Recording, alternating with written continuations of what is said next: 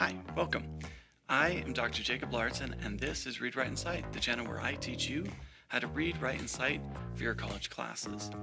This is going to be the first video in a series where we discuss works of literature. In this case, we're talking about the short story To Build a Fire by Jack London. This is one that shows up in schools really often. It's been anthologized a lot. It's a good example of a lot of different things, and we're going to talk about some of those. Now, I'm not going to ruin the story for you because I want you to read it for yourself if you haven't already. But I'm going to talk about some of the literary elements that you might look for in the story.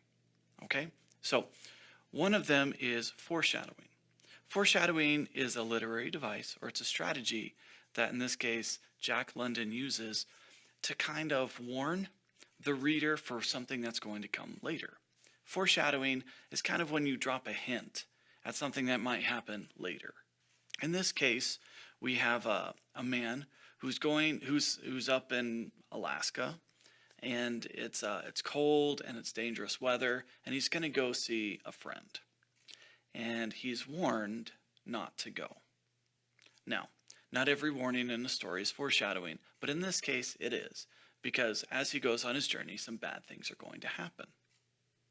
That's one thing to keep track of. Another is irony. Irony is kind of when something happens kind of opposite or contrary to what you might expect. I think the best example, and maybe you're not familiar with it, there's a song by Alanis Morissette called Ironic, where she gives a bunch of examples of things kind of happening opposite from what you would expect. She talks about like rain on your wedding day, or winning a large amount of money and dying the next day. Like not being able to benefit from something good or whatever, right?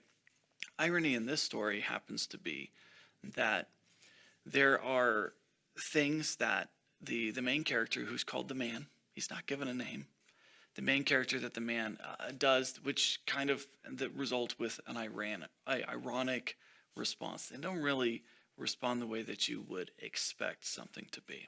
So pay attention to that as well. Let's talk about the setting. The setting is one of those things that people talk a lot about with this story in particular. People use it as an example of naturalism, where it's kind of a realistic version of a story with a character interacting with, in this case, nature. We also have a very common theme that shows up in the story that we see in a lot of literature, and that is man versus nature.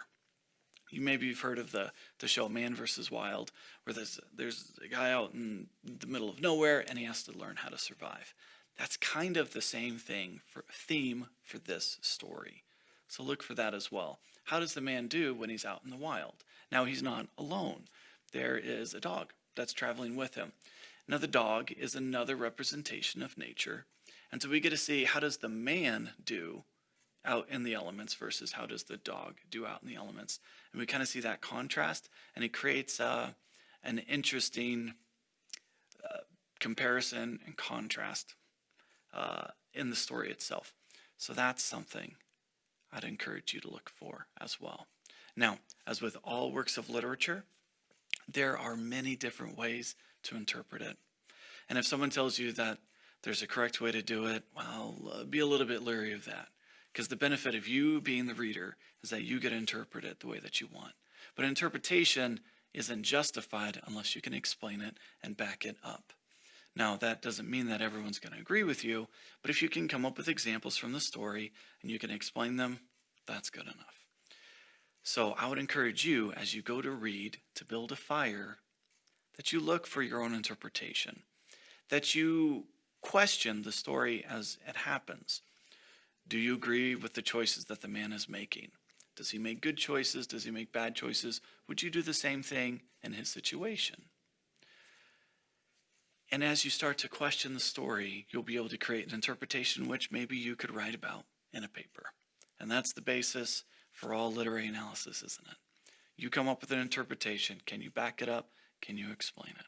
So these are just some things to think about in the story. I'm not going to ruin the ending for you, but I've already foreshadowed that it might not end well. So, and of course, as the title suggests, it is called To Build a Fire. So you can probably imagine at some point that man's going to have to build a fire. But go read it for yourself. Thanks for watching this video. This is just kind of a precursor that I'm using to set up for my students, and maybe it's something that helps set up the story for you as well. Thank you for watching, and I'm Dr. Jacob Larson. This has been Read, Write, and Cite, and I'll see you in the next video.